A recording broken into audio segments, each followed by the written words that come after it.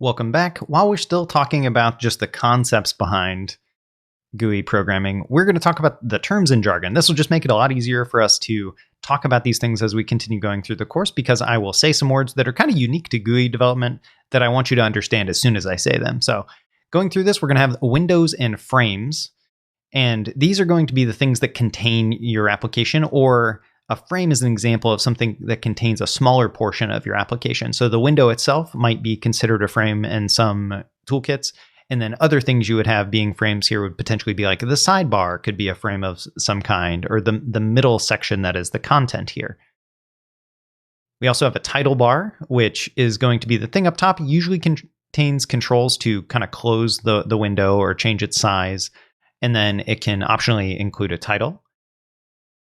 And then widgets and controls are kind of words that can be used interchangeably. And these are going to be pretty much everything that you see inside of a GUI application. So if we just take this sidebar section here, when we're looking at widgets and controls, we have quite a few different things here.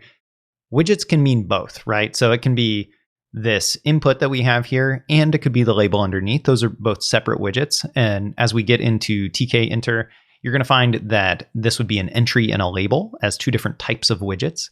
But the things that are interactable are sometimes called controls. So depending on how I'm feeling when I'm talking about it, I might interchangeably use those words. Most of the time, I'm going to just stick with widget. So this position here is another label, and that is a widget, but I would probably never call that a control because it's just rendering some static information to us.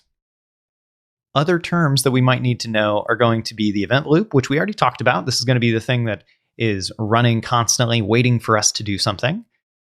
We're going to have callback and handler functions. These are going to be the ways that we specify what we do when an event runs. We also have the different states that our widgets can be in. So these are normal, active, disabled, and focused. Normal just means it's chilling out the way that it normally is.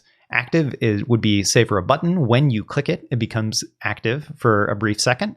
Disabled is when we make sure something can't actually be interacted with. And focused is when you tab over something, and usually you would see it get kind of a default kind of dotted border around it to indicate like this is what you currently have selected. So it's usually used when you're not using a mouse to interact with things. So if you would switch to a focus state either manually or by tabbing to something, or if it's a widget that you can maintain focus like an entry, then you can click into it.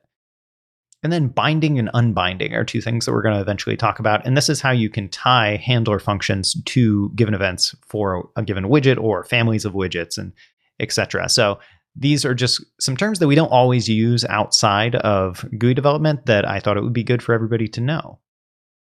So just having a brief overview here of the things we're going to talk about, basically, there's a lot of terms that you don't need in other types of programming because other types of programming don't necessarily have visuals. So we talked about windows and frames just being our containers.